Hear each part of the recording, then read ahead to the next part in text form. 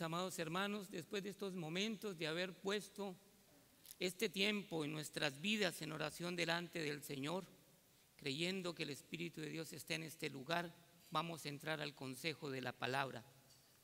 Vamos a escudriñar las Escrituras, vamos a cavar hondo, a cavar profundo, que es lo que significa escudriñar las Escrituras. Y cavamos hondo y cavamos profundo porque el Señor tiene cosas insondables. Si bien es cierto, las cosas secretas pertenecen a Dios, las reveladas pertenecen a los hijos y a los hijos de sus hijos. Así es de que hay promesa para nosotros. En este día, tal como el mensaje, como la Escritura que nos da el mensaje de Éxodo capítulo 7, versículo 16, les pido por favor que nuevamente vayamos a él, a leerlo nuevamente. Dice así, espero que todos tengamos ya el texto, me lo confirman por favor. Quisiera que todos departiéramos del alimento, todos podamos ser llenos y bendecidos del alimento de la palabra. Dice el libro de Éxodo capítulo 7 versículo 16, y dile, Jehová el Dios de los hebreos me ha enviado a ti diciendo, deja ir a mi pueblo para que me sirva en el desierto, y he aquí que hasta ahora no has querido oír. Estas palabras las conoce muy claramente la iglesia del Señor y se refiere a la antesala del mandato que Dios le da a Moisés para que hable con Faraón y deje en libertad a la nación de Israel, porque el Señor ha escuchado el clamor y la oración y la súplica por la cual el pueblo egipcio había subyugado a la nación de Israel.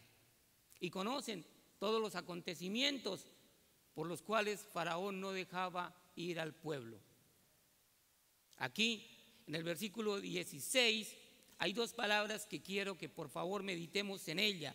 Dice, deja ir a mi pueblo para que me sirva. Es la primera palabra. Y la segunda dice, en el desierto. En el desierto, para que le sirva al Señor. Y es que el Señor siempre hace cosas ilógicas. O hay veces el concepto de lo que el pueblo de Dios tiene como servicio está mal fundamentado o está incipientemente fundamentado y por eso no servimos o servimos como no se debe. Ahora quisiera que por favor me acompañaran ahí al libro de Oseas, libro del profeta Oseas de la palabra de Dios. Oseas capítulo 2.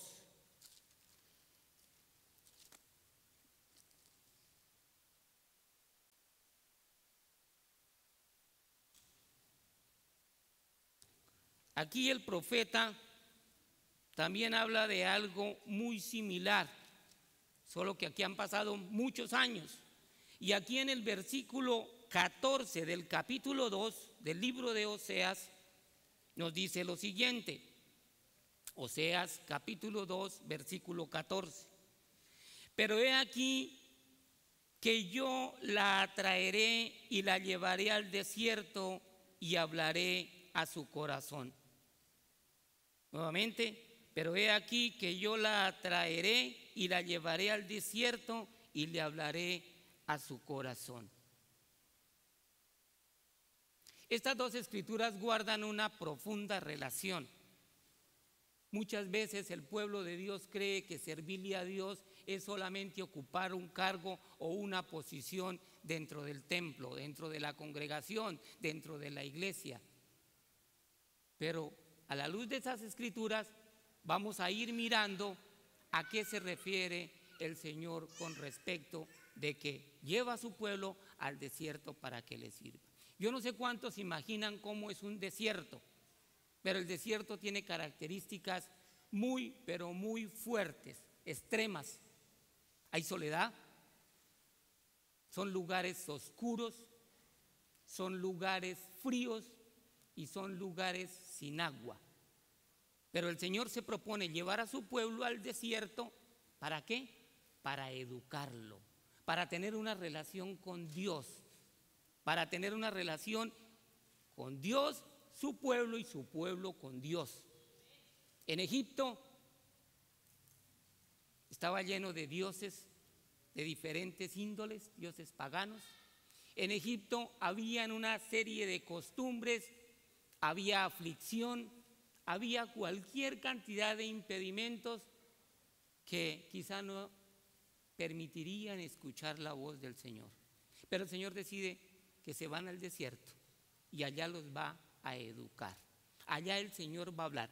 Cuando el Señor dice aquí en el libro de Oseas, dice que los va a atraer. Miremos un poco acerca de las características de lo que es el desierto. Buscando en el diccionario me encuentro con que desierto es un lugar de pastos libres, no muy colonizado, a donde se podía llevar el ganado. En ciertos sectores del Neguev se desarrollaban cultivos para los israelitas que vivían en regiones más fértiles. El desierto representaba lugares solos, lugares secos, lugares oscuros, lugares inseguros. Esto es a la luz de lo que significa el desierto. El desierto viene de una palabra, la 4057 del hebreo, que significa midbar, y lo que da a entendernos es arriar, pasto, potrero, campo abierto, pastizal para pastorear. Cuando yo encontré estos significados, pude comprender más fácil el Salmo 23. Si ustedes analizan muy bien el Salmo 23, podrán darse cuenta que de una u otra manera era la educación, la protección, la provisión, la unción del Altísimo sobre su pueblo en el desierto. Del Salmo 23 conocemos el Salmo del Señor, pero no conocemos al Señor del Salmo. Así es de que yo quisiera ahora mirar la palabra atraer. La palabra atraer que está en el libro de Oseas es la palabra del hebreo 32:12 según la concordancia de Strong, significa yalak, y lo que nos dice es que es andar, caminar, separar, volver a atraer, invitar, seducir. Guardan una profunda y estrecha relación y el sentido de por qué el Señor quiere llevarlo al desierto. Como vemos en el libro del Éxodo, vemos que el Señor quiere llevar a su pueblo al desierto para que le sirva, para que tenga una relación con Él, para que lo escuche. Pero aquí en el libro de Oseas es simpático porque aquí lo que dice es que la atraeré. Unas versiones dicen la seduciré, otras versiones dicen la invitaré. Y me lleva a esto Apocalipsis 3:20. Nuevamente el Señor le está diciendo a su pueblo: he aquí yo estoy a la puerta. Si alguno escucha mi voz y abre, yo entraré a él, cenaré con él y él conmigo. Es una estrecha relación. Todavía en el final de los tiempos el pueblo no quiere tener una relación con Dios. Todavía no quiere dejarse educar, enseñar como Dios quiere. El hombre quiere poner su estilo de vida, quiere llevar una Biblia paralela a la palabra del Señor. Es como a mí me parece, es como yo pienso que queda bien, es como a mí me gusta y es cuando yo pueda. Pero en el desierto no tenían escapatoria. Estaba ya el pueblo y iba a estar sujeto a lo que Dios iba a hacer con ellos, a tener una relación de día y de noche, una nube, una columna donde Él se presentaba. Aquí en el libro de Oseas llama al pueblo básicamente a la tribu de Efraín. ¿Y por qué la llevo otra vez al desierto? Otra vez porque ya había estado. Esta tribu está en Canaán. Ya había estado en el desierto y en el desierto había aprendido a escuchar la voz de Dios. En el desierto había tenido una intimidad con su Dios. En el desierto había aprendido a confiar en Dios. Allá el agua fluyó cuando el pueblo la necesitó. El maná descendió cuando el pueblo tuvo hambre. Algunos estudios rabínicos decían que el maná descendía y llegaba a cada cuerpo según su necesidad y según su gusto. Era algo maravilloso, era pan del cielo. Pero aquí el Señor saca otra vez al pueblo y lo invita al desierto. Le dice: quiero volver a tener una intimidad contigo. Quiero volver a acordarme de aquellos momentos donde estaban conmigo. Porque aquí esta nación había sido grandemente bendecida, muy prosperada. Pero es que la bendición, la prosperidad, muchas veces llevan al pueblo a apartarse de Dios. Eso estaba pasando con Efraín en el libro de Oseas.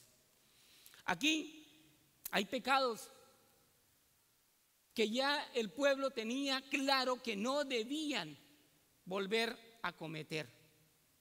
Pero como todo, las grandes ciudades, las comodidades físicas y materiales llevan a que el hombre se conforme al lugar donde lo ponen. El Señor no ha tenido nunca el plan, o no ha sido en el Señor el plan de que su pueblo viva en las grandes ciudades. El Señor quiere un lugar aparte donde haya intimidad con Dios. Hemos venido estudiando la vida de Enoc. Hemos visto cómo Enoc estaba apartado en las montañas. Hemos visto que en el desierto, en un lugar apartado, nos dice la hermana Huay, es donde nosotros podemos moldear nuestro carácter. Dice que hasta 10 veces más que donde estamos. Ahora yo le pregunto al pueblo. El pueblo quiere ir a la Canaán celestial. ¿Estamos de acuerdo? Quiere ver cielos nuevos y quiere ver tierra nueva. ¿Estamos de acuerdo? Quiere vivir eternamente con el Señor. Pero está haciendo planes para quedarse aquí. No tiene tiempo para Dios. Se hace una congregación para que vengan a ayunar y vengan a orar y todos clamemos para que el Señor nos muestre su voluntad. Venimos unos cuantos, vienen unos cuantos. Entonces, ¿cómo ese deseo va a ser lleno? El Señor dice que deleítate a sí mismo en Jehová y Él te concederá las peticiones de tu corazón. Pero si no le vamos a dar el tiempo a nuestro Dios, ¿cómo pretendemos que estas vasijas vayan a ser llenas de esa fuente celestial? Por lógica, vayan a una fuente y coloquen por pequeños momentos una vasija a ver cuándo se llena, o dejen una quieta ahí para que se llene, a ver si se llena o no se llena. Nosotros somos llamados vasijas en las manos de Dios, y vasijas en las manos de Dios como un alfarero que lo que a él no le gusta lo deshace para nuevamente hacer una vasija. Y quiero que miremos las experiencias del desierto. Hay muchas, yo no tomé sino apenas unas pocas para que miremos cómo educó el Señor a estos hombres y mujeres en el desierto. Quiero que vayamos ahí, por favor, a Génesis 16 y el versículo 4. Génesis 16 y el versículo 4. Todos conocen estas escrituras, pero las vamos a leer para que la luz emane a nuestras mentes nuevamente.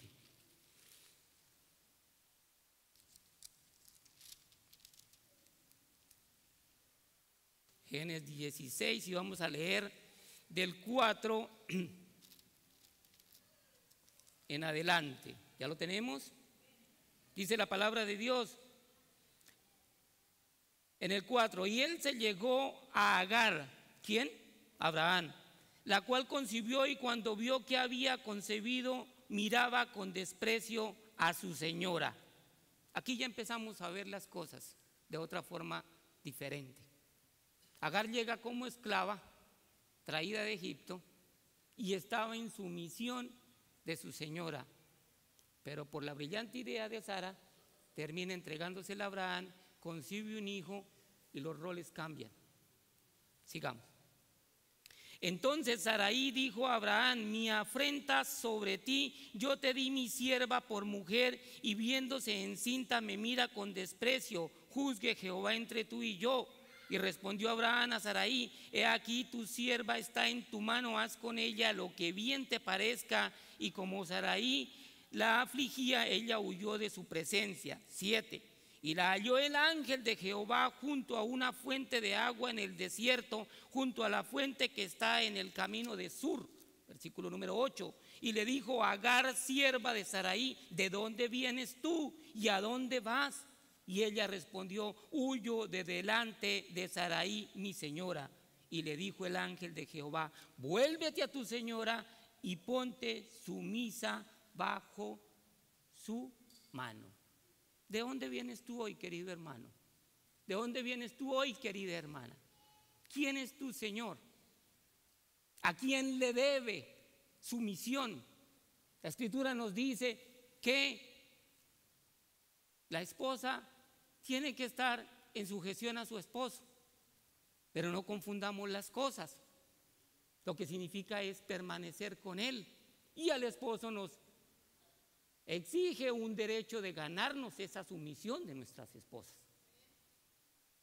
A los hijos se les demanda que deben estar sujetos a sus padres, y los padres se nos demanda una responsabilidad en la educación de ganarnos ese derecho de autoridad. A la congregación, al rebaño, se le ha dado también la sujeción de permanecer a su pastor. Y el pastor tiene que ser hombre lleno del Espíritu Santo, hombre que viva un testimonio y una verdad para que su rebaño también lo siga. Si hay algo que sucede en un rebaño particular, es que las ovejas realmente no son muy inteligentes. Las ovejas, donde las pongan, ahí ellas se quedan. Las ovejas sí escuchan la voz de su pastor y siguen a su pastor. Las ovejas son las que dan más ovejas. El pastor no puede crear ovejas. Son las ovejas las que se cruzan y dan más ovejas. Luego el crecimiento es dado en un rebaño por las ovejas.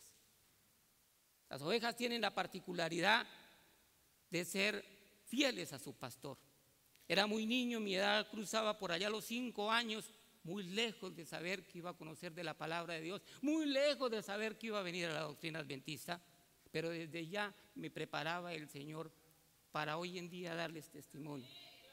Mi abuelo era granjero, tenía sus ovejas, y cada mañana cuando estábamos allá visitándole, lo acompañamos a sacar sus ovejas a otros pastos. Y en el camino se encontraban con otros granjeros, y las ovejas del uno y las ovejas del otro se mezclaban. Eran blancas, eran como negras, pequeñas, grandes, con crías, todas se juntaban. Y yo miraba eso y dije: las ovejas de mi abuelo, ¿y ahora cuáles son? Se van a perder. Los abuelos se hablaban un rato de cómo iba la vida, de cómo la estaban pasando. Caminaban un buen trecho por el borde de una quebrada, y luego llegaba la hora de cada uno agarrar para donde iba a llevar sus ovejas a pastar. Pero sin decir nada, las ovejas de cada uno formaban su rebaño y se iban tras mi abuelo. Las ovejas del otro se iban, y quedaba tanta paz en mi corazón porque las ovejas de mi abuelo no se habían perdido. Entonces, desde allá yo en la memoria puedo ver cómo no tenían que estarlas como otro tipo de ganado arriándolas, azotándolas, sino que la oveja mansamente seguía a su pastor. Ahora, aquí el Señor le dice a Agar, le pregunta: ¿por qué estás donde estás? Usted tiene una señora, vaya y póngase en sumisión. ¿Por qué? Porque la voy a bendecir. El pueblo que no está en sumisión bajo la autoridad de Dios va a ser un pueblo que no va a ser bendecido. Aquí le dice en adelante le dijo también el ángel de Jehová: multiplicaré tanto tu descendencia que no podrá ser contada a causa de la multitud. Además le dijo el ángel de Jehová: he aquí que has concedido y darás a luz un hijo y llamarás su nombre Ismael, porque Jehová ha oído su aflicción. Todos conocen qué pasó con Ismael, que fue hombre fiero, que fue a toda la región de Arabia, todos los árabes, allá la descendencia de este hombre creció en un número muy, muy grande hasta el día de hoy. Y hay bendición en ellos, porque el Señor los bendijo. Y dirán: pero ¿y ese pueblo dónde encaja? ¿Cuándo viene? La misma sierva del Señor nos dice que para el final de los tiempos vendrá con la misma fiereza que ha estado en el error, con esa misma fiereza va a entrar a dar el pregón del Señor. Entonces, ese es el primer caso de Agar. Vayamos por favor a Primera de Reyes 19. El tiempo corre. Primera de Reyes 19. Enemigo número 1, los predicadores. Primera de Reyes, capítulo 19 de la palabra de Dios.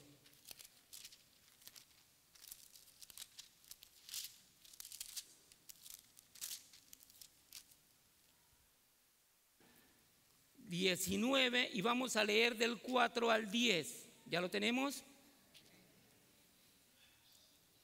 Dice la palabra de Dios a partir del versículo 4 del capítulo 19 del primer libro de los Reyes. Y él se fue por el desierto un día de camino, y vino y se sentó debajo de un enebro, y deseando morirse dijo: basta ya, oh Jehová, quítame la vida, pues no soy yo mejor que mis padres. Y echándose debajo del enebro se quedó dormido, y he aquí luego un ángel le tocó y le dijo: levántate, come.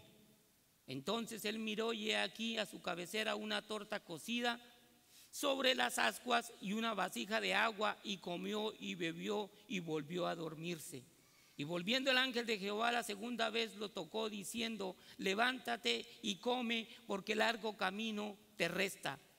Se levantó pues y comió y bebió y fortaleció con aquella comida, y caminó 40 días y 40 noches hasta Horeb, el monte de Dios. Y allí se metió en una cueva donde pasó la noche, y vino a él palabra de Jehová, el cual le dijo: ¿qué haces aquí, Elías? Él respondió: he sentido un vivo celo por Jehová Dios de los ejércitos, porque los hijos de Israel han dejado tu pacto, han derribado tus altares y han matado a espada a tus profetas. Aquí vemos a un hombre de victoria, un hombre de poder, pero que llegó un momento donde el desánimo y donde el miedo lo congeló. Aquí este hombre desea morirse. ¿Cuánto cristiano llega un momento en la vida donde se paraliza? Donde ya no le parece que el lugar de congregación es el adecuado. Donde ya no le parece que la palabra de Dios esté haciendo un efecto en sus vidas. Y lo que hace igual que Elías, se esconde en la peña. Pero hoy te dice el Señor: ¿dónde estás? ¿Por qué te escondes? Yo te necesito. El Hijo de Dios no nació para vivir bajo temor, que no fuera la reverencia al amor de Dios, sino que se le dio un espíritu de valor, de dominio propio, de poder, no de cobardía, y para no estar escondido en ningún lugar. ¿Y cómo nos escondemos? Salimos todos los días a nuestros trabajos, a nuestras actividades, a las escuelas. Nos escondemos cuando no hacemos lo que Dios nos ha enviado a hacer. Aquí hay un hombre particularmente me encanta la vida del profeta Elías, hombre valeroso, pero también llegó un momento en la vida donde el desánimo lo tocó. Aquí el Señor lleva a Elías al desierto y lo educa en el desánimo. Lo educa en aquellas áreas de su vida donde él necesita ser educado. Hermano, Dios no va a ser sorprendido por absolutamente nada, de eso estoy seguro. Dios tiene un plan para cada uno. Está en nosotros llevarlos a cabo. El Señor dice en su palabra: muchas son las aflicciones del justo, pero de todas ellas le librará Jehová. También dice la palabra del Señor que el ángel de Jehová acampa alrededor de los que le temen y los defiende. Vayamos al tercero, Éxodo 3, y vamos a leer del 1 al 5. Éxodo 3, capítulo 3, y vamos a leer del 1 al 5.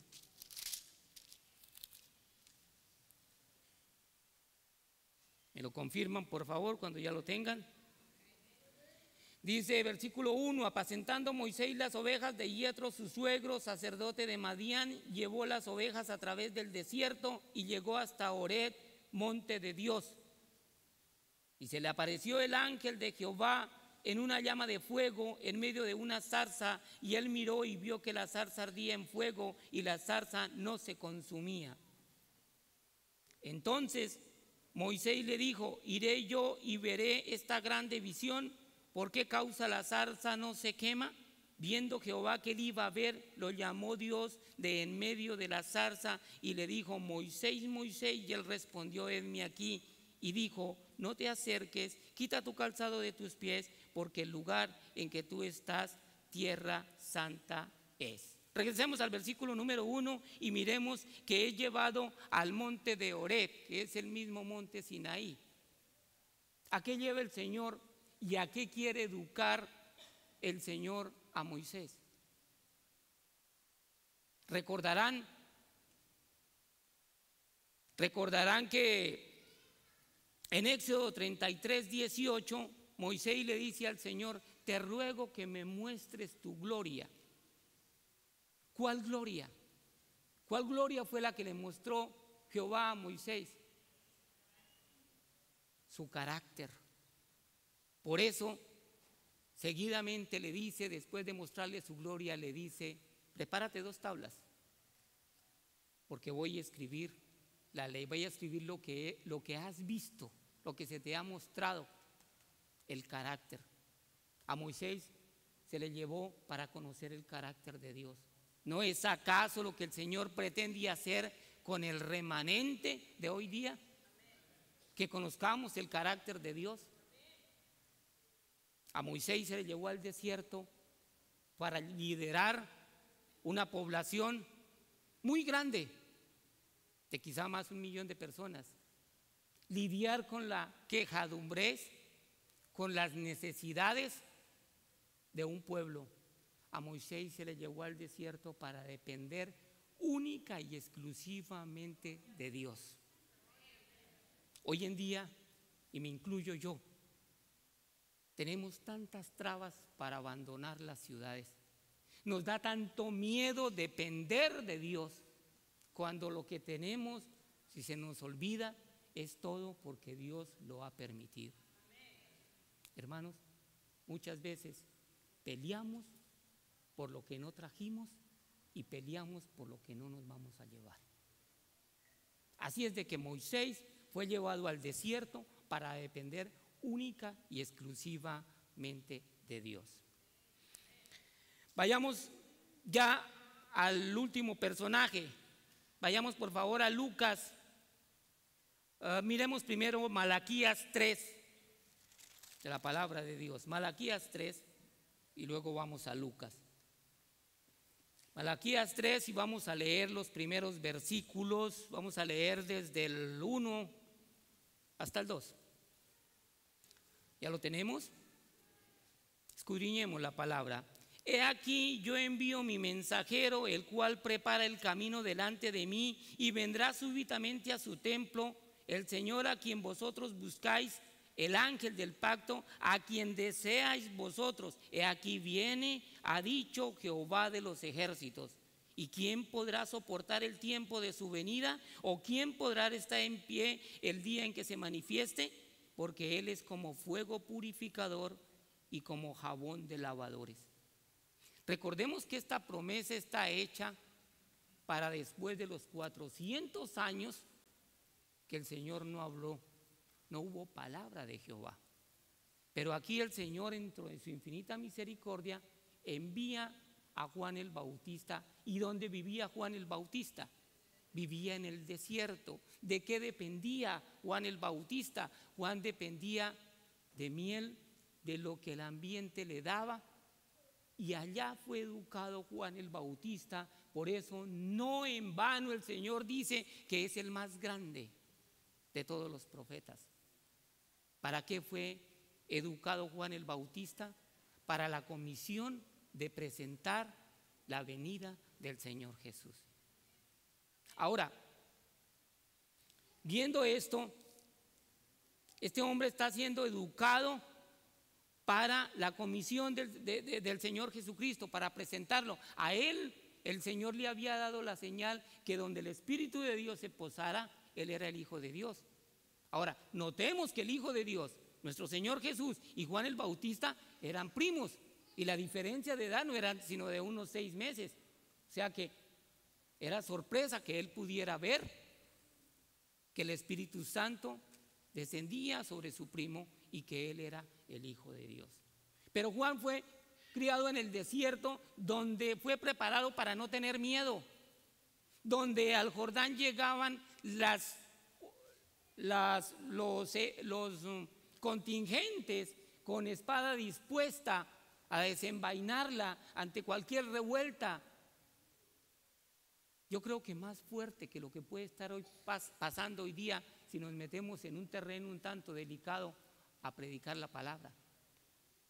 Pero el Señor lo prepara para que anuncie su venida. Juan el Bautista es una promesa, y es la promesa que en nosotros debe verse reflejada. Somos nosotros los encargados ahora de la comisión de la venida por segunda vez del Señor Jesucristo. Te pregunto yo a la iglesia. Ahora, tenemos el dominio propio, tenemos el Espíritu de Dios, tenemos el poder y el amor para hacer ese trabajo. La tribu de Efraín fue llevada al desierto porque tenía pecado de prevaricación, de fornicación, de adulterio. Se había olvidado de las leyes de Dios. Hoy en día no es nada diferente. El pastor predicó hace unos días acerca de ángeles maléficos en medio del pueblo de Dios y que hacen contaminar el pueblo. El hermano Rancés predicó el sábado pasado y me llamó la atención una palabra a mi corazón. ¿Habré sido yo la causa de no traer un alma a Cristo? ¿Habré sido yo el tropiezo para que una persona no venga a Cristo? Esa pregunta la dejo en el corazón de cada uno. Ahora miremos Lucas 1, 76 y 80 de la palabra de Dios.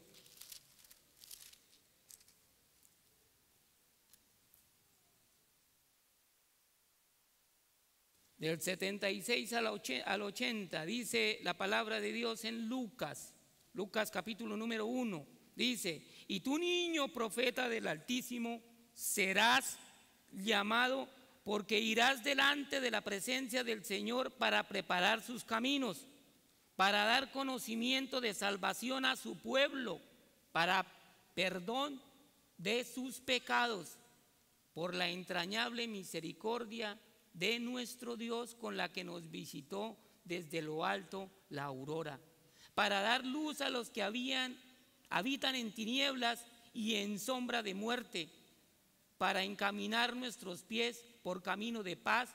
Y el camino crecía, y el niño crecía y se fortalecía en espíritu, y estuvo en lugares desiertos hasta el día de su manifestación en Israel. Si Juan el Bautista no vive en el desierto, no puede hacer la obra. No la puede hacer.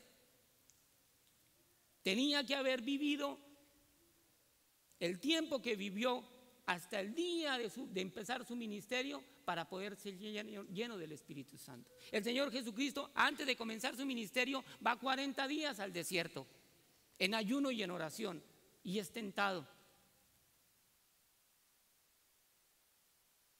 Yo me preguntaba muchas veces, ¿Qué era lo que el Señor Jesucristo oraba?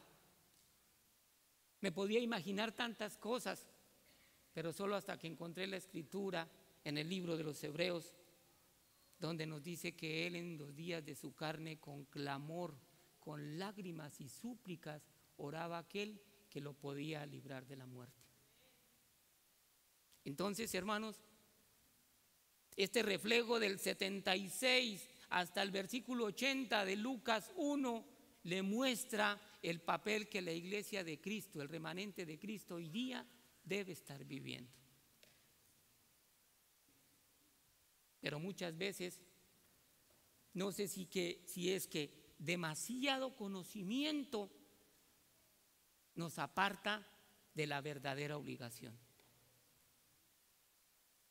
Para la tribu de Efraín, en el libro de Oseas, era una tribu que había sido muy bendecida, pero que no estaba dando fruto. Y estamos hablando de la Canaán terrenal. Para esta remanente que hoy en día está escuchando la palabra de Dios en todo el planeta, vamos a la Canaán celestial. Y pregunto yo, ¿ha sido bendecido el pueblo adventista con la luz de la palabra de Dios? Yo creo que bastante. ¿Habremos dado fruto tanto como la bendición que hemos recibido? Escudriñemos nuestros corazones. Miremos, porque el Señor, la sierva, todavía sigue y lo repite otra vez. Digo, salgan de las ciudades, váyanse a los campos. Nuestra misión es formar un carácter. Esto es lo que vamos a llevar al reino de los cielos. No vamos a llevar nada más, hermanos. Por supuesto que da ciertas indicaciones de cordura, de previsión, ordenadamente, escuchando la voz de Dios. Pero si nosotros pretendemos llegar a la Canaán celestial, vamos a tener que hacer lo que la palabra de Dios dice. No va a haber otra alternativa, hermano. No le pongamos puntos a las vocales que no la tienen. O lo hacemos al estilo de Dios o nada va a funcionar.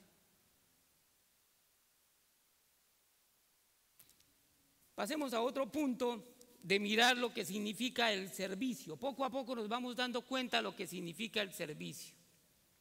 Los dones del Espíritu Santo. Miremos por favor 1 Corintios 12. Este es un tema muy extenso, solamente lo vamos a medio bosquejar, pero realmente hay mucho que hablar aquí. 1 Corintios capítulo número 12, versículo número 4, dice la palabra de Dios: ahora bien hay diversidad de dones, pero el Espíritu es el mismo. Hay diversidad de ministerios, pero el Señor es el mismo. Y hay diversidad de operaciones, pero Dios, que hace todas las cosas en todos, es el mismo. Pero a cada uno les es dada la manifestación del Espíritu para provecho. Porque a este es dada por el Espíritu palabra de sabiduría, a otro palabra de ciencia, según el mismo Espíritu, a otro fe por el mismo Espíritu, y a otros dones de sanidades por el mismo Espíritu, a otro el hacer milagros, a otro profecía, a otro discernimiento de espíritus, a otro diversos géneros de lenguas y a otro interpretación de lenguas. Pero todas estas cosas las hace uno, el mismo Espíritu, repartiendo a cada uno en particular como Él quiere. Al día de hoy se puede ver con claridad que la iglesia de Cristo todavía no ha entendido esta parte. Muchos todavía, después de militar en las filas del Señor Jesús, todavía no conocen cuál es su don. Y si no conocen cuál es su don, ¿cómo lo van a ejercitar? Aquí nos dice la palabra de Dios que hay diversidad de dones, pero el Espíritu es el mismo. Y hemos mencionado los dones que aquí la palabra de Dios nos da a conocer. Y el Señor los da para la edificación de su iglesia. Y dice que ¿para qué? Que para provecho, lo dice el 7, pero a cada uno le es dada la manifestación del Espíritu para provecho. Vayamos por favor ahí en el mismo 1 Corintios, vayamos al 7, un poquito más atrás y miramos 7:7.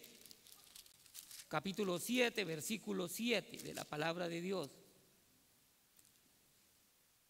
Dice el apóstol Pablo: quisiera más bien que todos los hombres fuesen como yo, pero cada uno tiene su propio don de Dios, uno a la verdad de un modo y otro de otro. Aunque el apóstol Pablo está hablando aquí relativamente y específicamente a la abstinencia, nos deja decir que el don que cada uno tiene es el don que el Señor le ha asignado. Pero todavía en el pueblo del Señor hay celos, hay pleitos, hay contiendas, y es que eso no es nuevo. Toda la vida han existido esos pleitos y esas contiendas en las congregaciones. En la primera iglesia hubo problemas. ¿Pero por qué? Porque nadie entiende el trabajo de lo que significa la edificación. El pueblo, la nación que Dios está llevando a la Canaán celestial es un pueblo que necesita estar unidos, queridos hermanos. Un pueblo que necesita trabajar unido. Quizá tengamos diferentes temperamentos, pero el propósito para llevar la obra del Señor es el mismo. No en vano el Señor lloró sobre Jerusalén, porque no se dejaron juntar como Él los quería. Y les dice: pueblo que ha apedreado sus profetas. ¿Y por qué apedrean los profetas? ¿Y por qué apedrean a los siervos que llevan la palabra de Dios y quieren hacer las cosas conforme la palabra de Dios dice? ¿Por qué? Porque cada quien quiere hacer su propia obra. Es como a mí me parece, es como yo pienso. Y entonces se desvirtúa la palabra de Dios. En el espíritu de profecía vamos a ver cómo la hermana nos amplía un poco esta palabra. Miremos que la luz menor nos lleve a comprender la mayor. Dice en el evangelismo, la página 80, dice: el valorar los dones de los demás, mis hermanos, trata de llevar el yugo de Cristo. Dejad vuestras muletas espirituales y practicad la gracia de la humildad. Apartad toda sospecha de mal y estad dispuestos a ver el valor de los dones que Dios ha concedido a vuestros hermanos. Carta 125 de 1903. Diferentes en temperamento, pero unidos en espíritu, en nuestro hogar no tenemos disensión, ni existen palabras impacientes. Mis obreros son diferentes en temperamento y sus métodos y maneras son distintos, pero combinados nuestra acción y estamos unidos en espíritu, tratando de ayudarnos y fortalecernos mutuamente. Sabemos que no podemos permitirnos discordias por diferir en temperamento. Somos los hijitos de Dios y le pedimos a Él que nos ayude a vivir, no para agradarnos a nosotros mismos y para seguir nuestros propios caminos, sino para agradarlo y glorificarlo. Carta 252 de 1903. Hermanos, la diversificación de los dones es una bendición.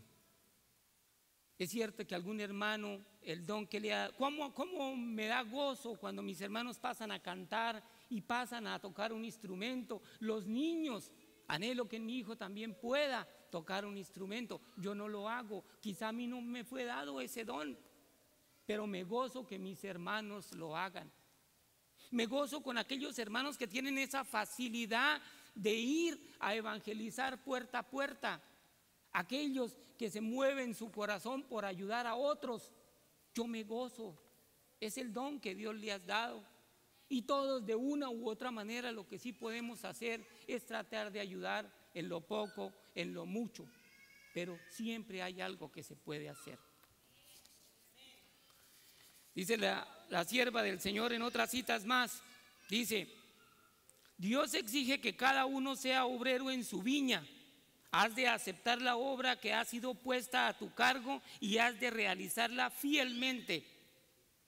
La Biblia, 10 de junio de 1901, Servicio Cristiano, la página 3 y el inciso 5. Si cada uno de vosotros fuera misionero vivo, el mensaje para este tiempo sería rápidamente proclamado en todos los países, a toda nación, tribu y lengua, testimonios para la iglesia. Página 6 o capítulo 6, 438. Cada verdadero discípulo nace en el reino de Dios como misionero. El que bebe del agua viva llega a ser una fuente de vida. El que recibe llega a ser un dador. La gracia de Cristo en el alma es como un manantial en el desierto, cuyas aguas surgen para refrescar a todos y hace que los que están por perecer, ávidos de beber el agua de la vida, que los que están por perecer sean ávidos por beber del agua de la vida, el deseado de todas las gentes. Dios espera un servicio personal de cada uno de aquellos a quienes ha confiado el conocimiento de la verdad para este tiempo. No todos pueden salir como misioneros a los países extranjeros, pero todos pueden ser misioneros en su propio ambiente para sus familias y vecindarios. Servicio Cristiano, página 14, 2. Luego, es que este pueblo si va a perecer, no va a perecer por falta de conocimiento. El pueblo que perezca de aquí no va a perecer por falta de conocimiento, porque conocimiento tiene mucho conocimiento. Y yo le hago la venia a muchos de los hermanos que tienen mucho conocimiento. Pero una cosa es la instrucción y otra cosa muy diferente es la educación. Hay una brecha bien grande, hay un puente bien grande entre poder juntar lo que es instrucción y llevarlo a lo que es educación.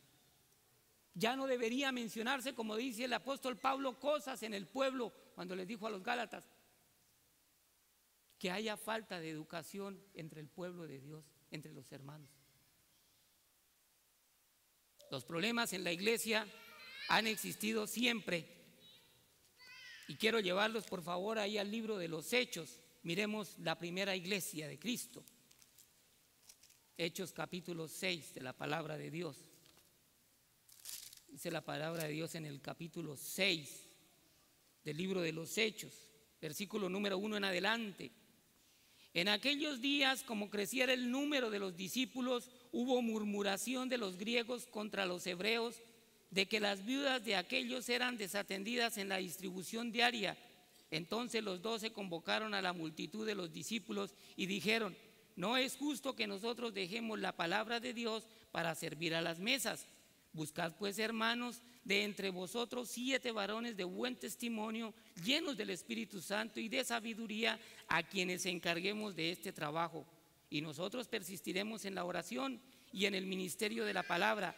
Agradó la propuesta a toda la multitud y eligieron a Esteban, varón lleno de fe y del Espíritu Santo, a Felipe, a Prócoro, a Nicanor, a Timón, a Parmenas y a Nicolás, prosélito de Antioquía, a los cuales presentaron ante los apóstoles, quienes orando les impusieron las manos. Y miren lo maravilloso: y crecía la palabra del Señor y el número de los discípulos se multiplicaba grandemente en Jerusalén. También muchos de los sacerdotes obedecían a la fe. Para los años 1900, de un mensaje que me llegó, hablaba de 25 casos por los cuales los hermanos se habían peleado en las iglesias. No voy a leerles los 25 casos, voy a mencionarles apenas algunos. Y eran cosas realmente insignificantes por las cuales se habían ocasionado estos problemas en las iglesias. Casos como que la junta se peleó porque el predicador, el pastor, tenía que llevar el sombrero con la ala redonda, pensaban unos, y otros porque tenía que ir como en estrella. Se dividió la iglesia por ese mero concepto. ¿A quién le interesa cómo lleva el sombrero y si lleva sombrero? Lo que le interesa al pueblo de Dios es que lleve la palabra. Otro caso donde las hermanas se pelearon por ponerse de acuerdo en el menú. La iglesia se dividió porque las hermanas no se pusieron de acuerdo en la preparación del menú. ¿Habráse visto semejante insensatez? ¿Pasará esto en los días del remanente de Israel?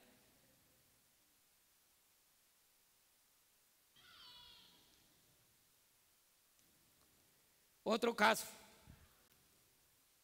una iglesia se dividió porque las hermanas no se pusieron de acuerdo en cómo debían preparar el café. Si lo iban a hacer más cargado, si lo iban a hacer menos cargado, con más azúcar o sin menos azúcar, el café en la antesala para cuando las personas llegaran. La iglesia se dividió por estos problemas. Y es que cuando se presenta un problema, unos toman partido de un lado y otros toman partido de otra. Y lo más simpático es que si el problema era así, cuando se unen los otros, el problema es así, cuando se une otro, el problema es así, y ya lo que era, no era, porque para que se vea rimbombante, le ponen flores, arandelas, de manera que suene, de manera que se vea. Hemos sido llamados nosotros a agrandar los problemas o a disminuirlos. Hemos sido nosotros llamados a traer bendición o a traer maldición. Y hay cantidad de casos de los más absurdos que ustedes se puedan imaginar por el cual las iglesias se dividieron. ¿Y sabe por qué sucede eso? Sucede cuando las iglesias están creciendo. Sucede cuando Dios está derramando la bendición. Ahí es donde se presentan los problemas. En los grupos pequeños, en las iglesias pequeñas, no sucede eso. Sucede en las iglesias grandes. Eso sucedió aquí en el capítulo 6 del libro de los Hechos, pero Dios da una solución sabia, y fíjese que a esa solución sabia viene una bendición que está en el versículo 7, y crecía la palabra del Señor y el número de los discípulos se multiplicaba grandemente en Jerusalén, también de los sacerdotes obedecían a la fe. ¿No es eso lo que anhelamos nosotros? Que se multiplique la palabra, que se multipliquen los discípulos, que el hermano pentecostal, que el hermano bautista, que el hermano presbiteriano, que el hermano luterano, que el hermano testigo de Jehová vengan y a la fe, a la luz admirable que Dios nos ha mostrado. Dice la sierva del Señor con respecto a este caso, nos da la siguiente luz. El Espíritu Santo sugirió un método por medio del cual los apóstoles podrían ser aliviados de la tarea de distribuir ayudas a los pobres y otras responsabilidades similares, de manera que pudieran estar libres para predicar a Cristo. Entonces los 12 convocaron a la multitud de los discípulos y dijeron: no es justo que nosotros dejemos la palabra de Dios para servir a las mesas. Buscad pues, hermanos, de entre vosotros a 7 varones de buen testimonio, llenos del Espíritu Santo, de sabiduría, a quienes encarguemos de este trabajo, y nosotros persistiremos en la oración y en el ministerio de la palabra. De acuerdo con esto, la iglesia seleccionó 7 hombres llenos de fe, de la sabiduría del Espíritu de Dios, para que atiendan los asuntos relativos a la causa. Se eligió primero a Esteban, era judío de nacimiento y religión, pero hablaba griego. Estaba bien versado en las costumbres apropiadas para estar al frente de la tarea de supervisar y distribuir los fondos destinados a las viudas, los huérfanos y los pobres. Esta selección satisfizo a todos, de modo que se calmaron la insatisfacción y las murmuraciones.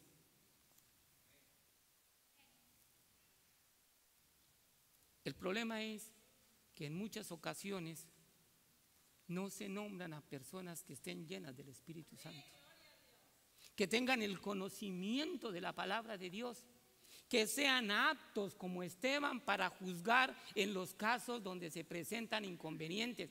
¿Por qué se presentó? Porque habían dos grupos de judíos. Estaban los ortodoxos que habían estado en Palestina y estaban aquellos judíos que habían estado sirviendo en Roma, otros que habían estado en Grecia.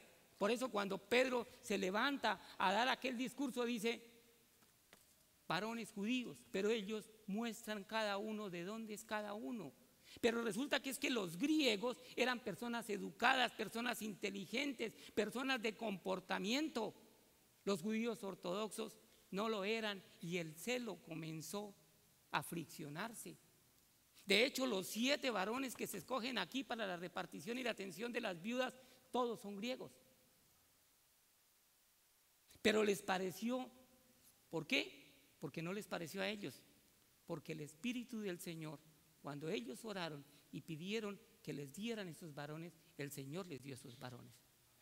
Hermano, cuán importante es que una congregación, que un grupo de ancianos, un grupo de diáconos, un grupo de hermanos, para cualquier labor se encomienden a Dios y pidan luz para saber si es la persona o no es la persona, porque por esa razón dejamos puertas abiertas y el enemigo mete a sus ángeles, a sus agentes, con los cuales más adelante vamos a tener serios problemas.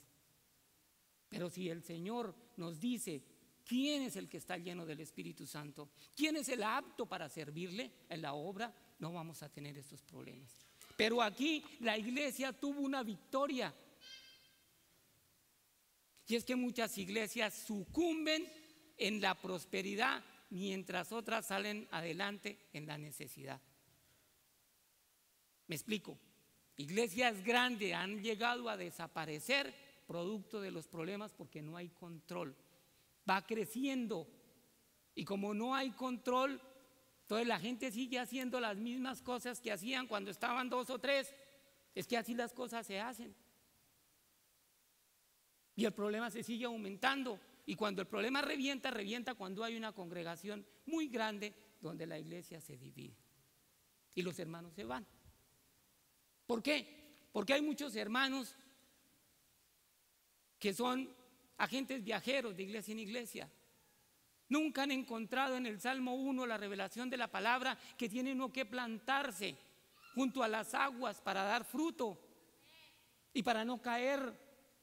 Porque déjeme decirle una cosa, hermano, aquel que se va de la iglesia por causa de la iglesia no vino a la iglesia por causa de Cristo. Nosotros venimos a buscar a nuestro Redentor. Quizá hay muchas formas de servir y quizá no habíamos encontrado la razón de cómo servirle a Dios. Ahora creemos que solamente servir está en venir y pararse uno aquí y predicar la palabra. Esta mañana en la escuela sabática estábamos hablando de la vida de Noé, de sus palabras, de su conversación. Todos a la verdad tenemos cargas. Quizá unos las revelen, otros no. La única diferencia es que el Espíritu del Señor nos fortalece y podemos hacerle frente a las situaciones, porque si no vamos a dejar esgrimir en nosotros la parte carnal, y esa parte carnal no edifica, esa parte destruye. Hermano, hermana que hoy está aquí presente, si es el Espíritu de Dios el que está hablando a su corazón, si esa palabra está ardiendo en su corazón, es porque el Espíritu le está hablando. Y si esa palabra no arde en su corazón, como los discípulos que camino a Emaús reconocieron en la partición del pan que esa palabra que el Señor decía cuando bendecía el pan ardía, algo está pasando, algo está pasando. La palabra de Dios tiene que arder en el corazón, tiene que hacer su trabajo. Hay veces creemos que solamente siendo diácono, solo siendo servidor en la parte técnica o viniendo aquí a predicar el mensaje es la única manera de servirle. Hermanos, casualmente habíamos estado estudiando la semana pasada la lección de la escuela sabática, donde en el día miércoles de la lección 8 nos dice el principal de los servicios, y lo dice de la siguiente manera: Nuestra obra por Cristo debe comenzar con la familia en el hogar. No hay campo misionero más importante que este, pero si han de saber alguna vez hacer obra misionera verdadera para los demás, deben aprender primero a trabajar por los de su casa, que tienen un derecho natural a su servicio de amor. Joya de los Testimonios, tomo 3, páginas 62 y 63. No hay tiempo, dice el padre. No tengo tiempo para la instrucción de mis hijos, ni para entretenimientos sociales o domésticos. Entonces no debíais haber tomado sobre vosotros la responsabilidad de una familia. Al privarlos del tiempo que les corresponde con justicia, les robáis la educación que debieran tener en vuestras manos. Si tenéis hijos, tenéis una obra que hacer en unión con la madre, en la formación de sus caracteres. Los que se sienten que tienen un llamado imperativo para obrar por el mejoramiento de la sociedad, mientras sus propios hijos crecen indisciplinados, deben preguntarse si no se han equivocado en su deber. Su propia casa es el primer campo misionero donde los padres son llamados a trabajar. Los que permiten que crezcan zarzas y espinas en el jardín del hogar mientras manifiestan gran interés en el cultivo del terreno del prójimo, están despreciando la palabra de Dios. Es una responsabilidad muy grande la que nos da el Señor a los padres en el hogar, a los hombres como sacerdotes del hogar, a las madres de familia. Una familia bien ordenada y disciplinada influye más en favor del cristianismo que todos los sermones que se puedan predicar. Una familia tal prueba que los padres han sabido seguir las instrucciones de Dios y que los hijos les servirán en la iglesia. La influencia de ellos aumenta porque a medida que dan a otros, reciben para seguir dando. El padre y la madre hallan en sus hijos auxiliadores que comunican a otros las instrucciones recibidas en el hogar. Esto lo tenemos, la primera parte en la Review de Angera, el del 21 de marzo de 1882, y la segunda, El Hogar Cristiano, en la página 26. Hermanos, el Señor habla. Y me encontré, cuando el Señor quiere entregar un mensaje, los medios el Señor los coloca. Hace apenas un día, un hermano me trajo este librito, y leyéndolo, encontré acerca de los hijos de los infieles y los hijos de los fieles. Con mucha tristeza hay veces me pongo a analizar los niños que vienen totalmente desorbitados en el día sábado, no saben qué es el día sábado, no desean orar, no desean escuchar, pero hemos hecho los padres un prealistamiento de nuestros hijos para el recibimiento del sábado. Y aquí hay algo que realmente a mí me movió. A la hermana Juárez le hacen una pregunta en aquel tiempo, que si los hijos pequeños de los creyentes se salvarían. ¿Por qué? Porque no han tenido oportunidad de formar un carácter. Y mire lo que sucede. Dice, esto está también está en Mensajes Selectos, tomo 3. Hay más consejo con respecto a los niños pequeños de padres creyentes. La pregunta se hizo a Elena de Huay en cuanto a sí o no niños bebés de padres no creyentes se salvarían, pero antes de responder a esa pregunta, ella primero presentó un mensaje muy alentador para los padres y madres creyentes fieles en Israel. Los hijos de padres creyentes, sé que algunos cuestionaron si los hijitos de los padres creyentes se salvarían, porque ellos, los hijos, no han tenido ninguna prueba de carácter, ya que todos deben pasar por esa prueba para que se evalúe su carácter en base a un juicio. Se hace la pregunta, ¿cómo pueden los niñitos pasar por esa prueba para ser examinados? Ella contestó que la fe de los padres creyentes cubre a los niños como cuando Dios envió sus juicios sobre los primogénitos de Egipto. La responsabilidad no va solamente con nosotros, hermanos. La responsabilidad va con nuestros niños. Si no formamos nosotros un carácter conforme al carácter de Dios, nuestros hijos no van a tener esa oportunidad, hablando de los hijos pequeños. Dice, Cristo bendecía a los niños que le traían las madres fieles.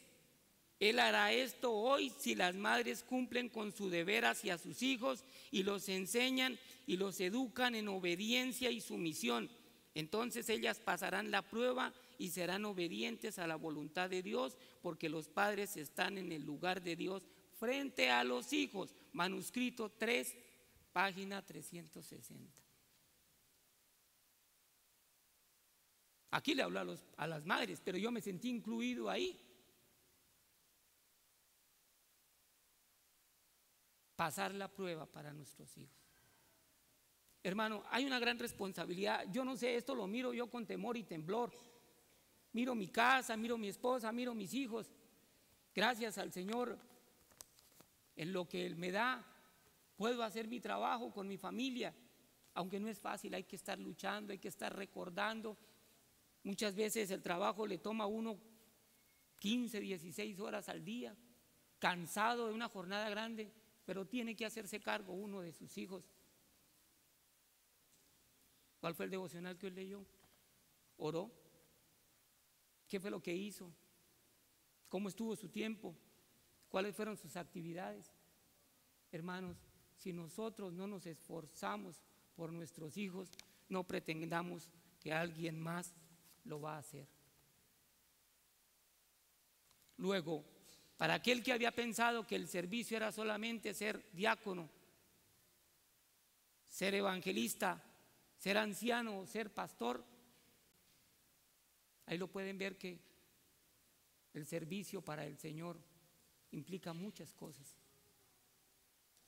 Que el Señor nos ayude, que el Señor pueda en nosotros, por esa misericordia inmerecida, darnos ese carácter para salvar nuestros hijos, para salvar nuestras vidas, y tengamos esa devoción de poder cumplir con lo que Dios nos ha mandado. A la verdad, esto es palabra de Dios. Uno es simplemente un mensajero. Vamos ahora a que los hermanos nos canten un canto especial, y pasaremos a finalizar. Dios me los bendiga.